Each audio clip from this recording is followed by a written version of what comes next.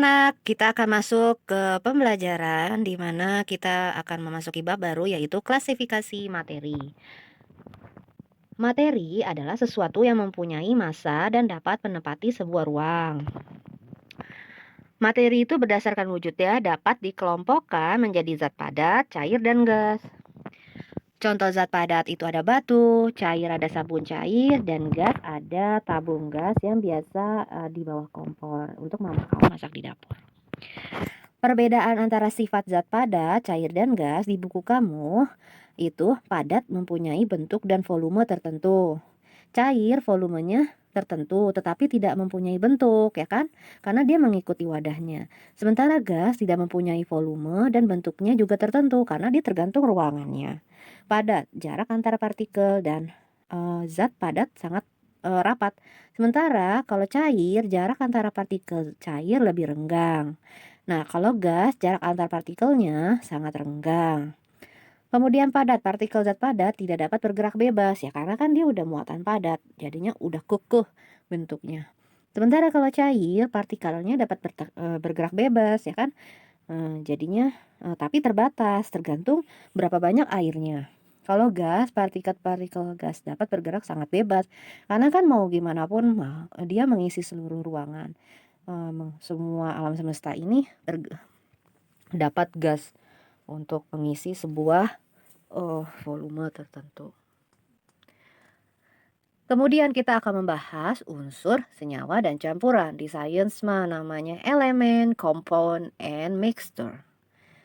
Ilmuwan menggolongkan materi berdasarkan komposisi dan sifatnya. Nah, berdasarkan komposisi materi diklasifikasikan atau dikelompokkan lagi menjadi zat tunggal dan campuran. Nah, materi yang kita akan bahas ini, materi itu dalam bentuk zat. Zat itu terbagi menjadi zat tunggal dan zat campuran. Di zat tunggal itu ada unsur dan senyawa. Unsur dibagi lagi menjadi logam dan non-logam, senyawa dibagi lagi menjadi anorganik dan organik, dan campuran dibagi lagi menjadi homogen dan heterogen. Kita bahas unsur dulu ya.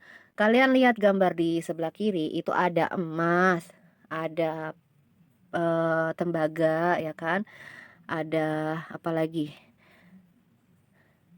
aluminium ya kan. Emas, aluminium, tembaga, besi itu merupakan unsur.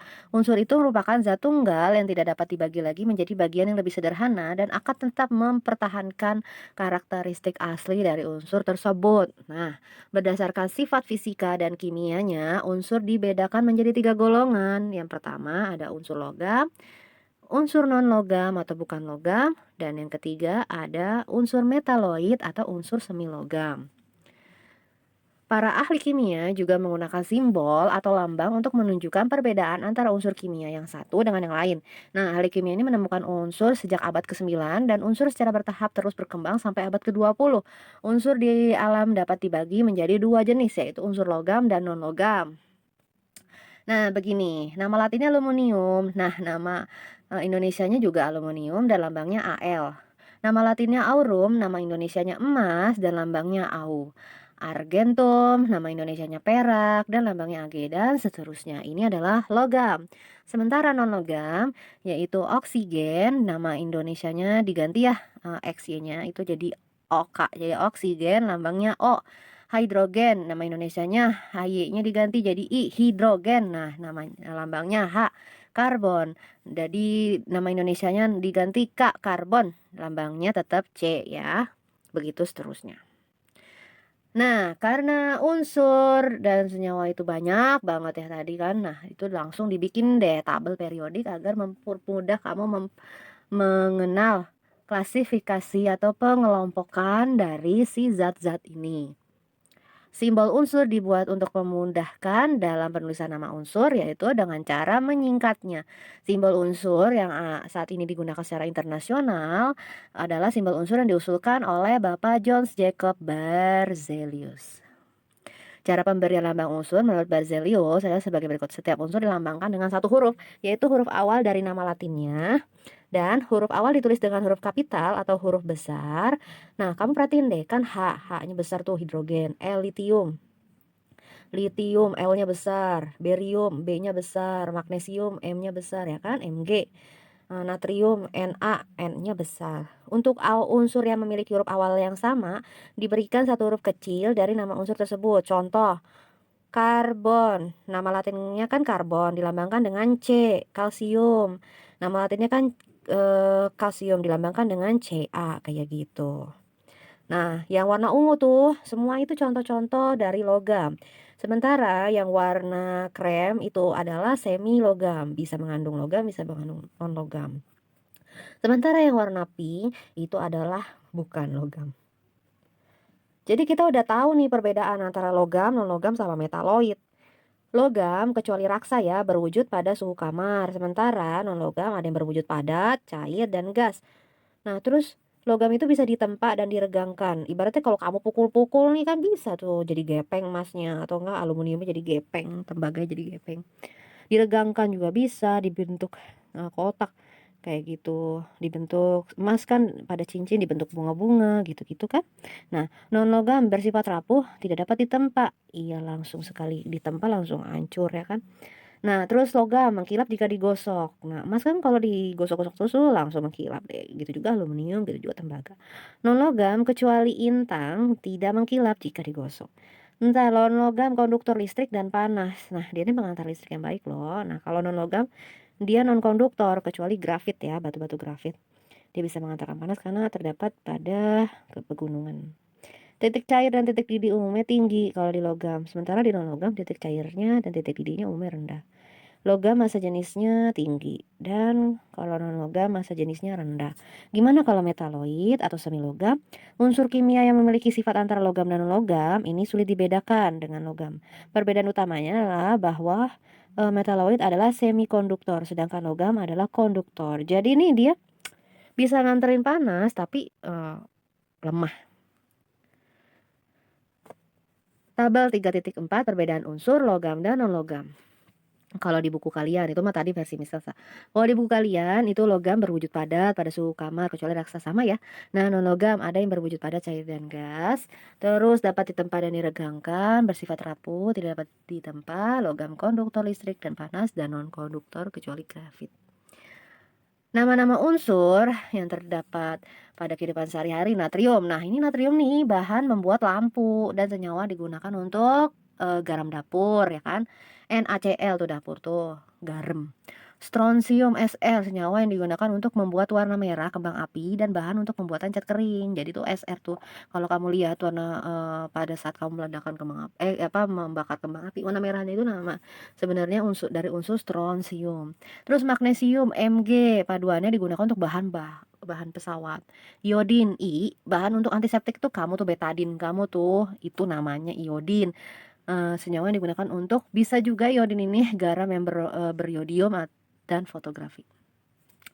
Sekarang senyawa. Dalam kehidupan sehari-hari kita sering menggunakan air, gula, garam, asam cuka, dan beberapa bahan lain kan buat masak, buat minum, buat makan.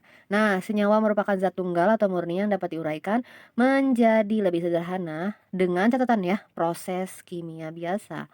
Misalkan air yang memiliki rumus H2O dapat diuraikan menjadi hidrogen dan oksigen. Berarti senyawa itu gabungan dari beberapa unsur. Natrium nih sini contoh dalam kehidupan sehari-hari ya, natrium klorida NaCl tadi kan garam dapur, sukrosa C12, H22O11, gula. Itu asam klorida HCl tuh kayak pembersih lantai. Asam asetat cuka makan, asam sulfat acu yang aki tuh yang pada mobil kamu, air H2O pembersih pelarut, urea pupuk ya kan, asam askarbonat vitamin C, aspirin buat obat sakit kepala, dan soda kue membuat roti ngembang. Nih, kalau kamu butuh gambarnya ada garam, gula, cuka, soda kue, vitamin C, dan pembersih lantai. Kemudian ada campuran. Campuran adalah suatu materi yang terdiri atas dua zat atau lebih yang masih mempunyai sifat asalnya. Nah, contoh beberapa campuran yang sering kita jumpai dalam kehidupan sehari-hari. Ada minuman susu coklat kesukaan kalian. Terus kalian pernah lihat sungai kan? Nah, itu campuran. Terus juga garam beriodium agar anak-anak pintar. Nah, itu campuran dibedakan menjadi dua, yaitu campuran homogen dan campuran heterogen. Sebenarnya ini udah dibahas ya waktu kelas 5. Semoga kau masih ingat.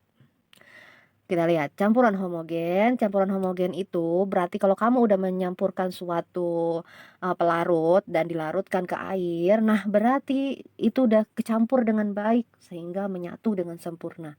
Nah itu adalah, contoh larutan gula, larutan garam, dan sirup merupakan contoh campuran homogen. Dalam larutan gula, apakah kamu dapat membedakan zat penyusunnya? Tentu saja tidak, karena dia udah benar-benar udah kecampur baik gitu loh, jadinya menyatu dengan sempurna. Jadi benar-benar nggak tahu deh yang mana gula, yang mananya, eee air. Nah itu dia. Di sini ada gambar contoh campuran homogen ada larutan. Larutan jadi rumusnya larutan sama dengan pelarut ditambah zat pelarut. Jadi digabung. Jadi partikel zat pelarut ini tidak dapat terlihat sehingga tidak dapat dibedakan dengan pelarutnya. Jadi menyatu. Tapi di sini larutan dibagi jadi 3 lagi. Larutan ada larutan asam, ada larutan basa, dan larutan garam. Nah, biasanya larutan asam basa ini dimanfaatkan untuk, kegiatan industri, kesehatan, pertanian, penelitian di laboratorium. Oleh karena itu, dalam memahami sifat-sifat asam dan basa merupakan hal yang sangat penting untuk memahaminya. Pertama kita bahas dulu deh asam, kalau di sains tuh acid. Rasanya masam, tidak boleh, dicoba ya kecuali dalam makanan. Kalau misalkan itu mangga muda, wah enak banget tuh buat rujak kan, itu masih boleh dicoba. Tapi kalau asam-asam yang lain yang ada di zat-zat yang berbahaya jangan dimakan. Nah, dapat menimbulkan korosi ya, perkaratan besi ya, tuh lihat besinya jadi berkarat. Terus dan mengubah kertas lakmus biru menjadi warna merah. Tadi kan lakmusnya itu kertasnya warna biru pas dicelupin ke larutan asam jadi berubah menjadi warna merah. Next, asam dapat menimbulkan dampak negatif bagi lingkungan. Terjadi hujan asam. Nah, di beberapa wilayah terjadi hujan asam menyebabkan kerusakan bangunan gedung, patung-patung dalam kota. Mengapa dapat terjadi hujan asam? Jadi bila ada gas belerang dioksida atau namanya SO2 dan nitrogen oksida NO di atmosfer itu sangat tinggi, maka gas itu akan bereaksi dengan air di atmosfer dan membentuk asam sulfat, asam nitrat, dan senyawa asam lainnya. Ketika terjadi hujan, air yang dihasilkan kan bersifat asam dari keadaan normal. Air hujan inilah yang dikenal dengan hujan asam. Nah, gas belerang dioksida dan nitrogen ini dihasilkan dari pembakaran minyak bumi yang berasal dari industri dan kendaraan bermotor. Selain merusak gedung dan patung-patung, hujan asam tersebut dapat merusak tumbuh-tumbuhan dan dapat menyebabkan kematian pada makhluk hidup yang ada di sungai apabila hujan asam tersebut masuk ke sungai. Kemudian yang kedua ada basa. Sifat-sifat basa mempunyai rasa agak pahit, tidak boleh dicoba ya. Nah, terasa licin di kulit dan mengubah kertas lakmus menjadi warna biru. Yang tadinya merah jadi warna biru. Nah, apa aja sih basa itu? Ada sabun, sampo, obat mah, odol, sama pupuk urea. Kalau kita berbicara dengan asam dan basa, kita harus mengetahui cara mengujinya. Gimana sih kita harus tahu nih bedanya asam dan basa? Nah, ada sebuah uji coba yang namanya dengan indikator alami dan indikator buatan. Yang tadi indikator alami mah aman untuk kita coba. Misalkan ya, beberapa contoh tumbuhan yang dapat digunakan sebagai indikator alami itu ada kunyit, ada bunga mawar, itu ada kubis merah, ada kubis ungu, dan bunga kembang sepatu. Nah, itu tuh ekstraknya atau misalkan anak-anak nih, kayak, blender si kunyitnya, terus blender si, eee eee, kubis ungunya, blender bunga, kembang sepatunya, kan airnya itu bisa itu ibaratnya ekstraknya ya. Bisa memberikan, larutan asam atau larutan basa yang memberikan warna. Nah, zat ini berwarna pada massa berwarna hijau pada lemah, pada basa lemah, dan berwarna kuning pada basa kuat. Nah, ekstra bunga kembang sepatu akan memberikan warna merah cerah jika diteteskan dalam larutan asam. Tapi jika diteteskan dalam larutan basa akan dihasilkan warna hijau, seperti itu kalau pakai indikator alami, kita menggunakan bahan-bahan itu. Tapi kalau menggunakan indikator buatan gimana bedain asam dan basa? Itu pakai kertas lakmus tadi ya. Terus selanjutnya ada garam. Jenis senyawa garam yang paling dikenal adalah garam dapur atau nama senyawa kimianya natrium klorida atau NaCl. Garam ini banyak digunakan dalam pengolahan makanan. Bagaimana senyawa garam terbentuk? Salah satu reaksinya dapat membentuk garam dengan reaksi asam dan basa. Jadi basa ditambah asam menghasilkan garam dan air atau H2O. Garam secara luas digunakan dalam kehidupan sehari-hari. Antara lain untuk industri pupuk, obat-obatan, makanan, dan bahan pengawet. Contoh reaksi asam dan basa yang membentuk, berbagai jenis garam, asam klorida ditambah natrium hidroksida menghasilkan garam NaCl dan air. Kemudian tadi kan campuran homogen, sekarang kita bahas campuran heterogen. Campuran heterogen terjadi karena zatnya tidak dapat bercampur satu dengan sempurna, sehingga dapat dikenali dua zat penyusunnya, baik pelarut dan zat yang dilarutkan. Nah, contohnya ada air ditambah pasir. Nah, pasirnya ngendep deh tuh di bawah, airnya di atas. Air dan gula gitu juga sama, begitu juga air dan minyak. Setelah kita mengetahui semua itu ya, akhirnya kita bisa membentuk tabel perbedaan sifat unsur senyawa dan campuran. Unsur itu berarti zat tunggal, tidak dapat diuraikan, dan terdiri atas satu jenis atom. Yang senyawa itu zat tunggal dapat diuraikan, tersusun atas dua jenis atom atau lebih, perbandingan massa zat penyusunnya tetap. Dan campuran itu terdiri dari beberapa campuran senyawa atau unsur, dapat diuraikan, tersusun atas dua jenis atom atau molekul atau lebih, perbandingan massanya zat penyusunnya tidak tetap, seperti itu. Oke, baik anak-anak, ini merupakan slide terakhir kita. Kalian harus mengerjakan sebuah praktek yang cara dan langkah-langkahnya ada di buku kalian. Dan sampai ketemu di pertemuan berikutnya. Bye-bye.